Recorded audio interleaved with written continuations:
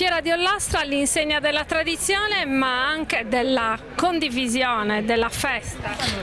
Direi che anche quest'anno abbiamo centrato nel segno, tantissima gente, tutti contenti, una giornata bellissima, quindi ci sta accompagnando benissimo in tutto quello che abbiamo, lavoro che abbiamo svolto per arrivare ad oggi.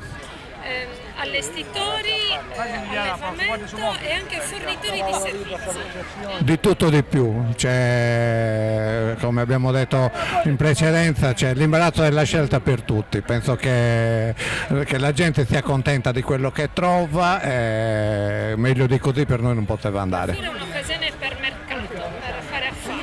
Anche, io quando stavo arrivando vedevo molta gente con le buste cariche di tutto e di più, quindi vuol dire che tutti lavorano, io stesso che ho lavorato, ho chiuso anche prima perché non abbiamo finito tutto, quindi va bene così.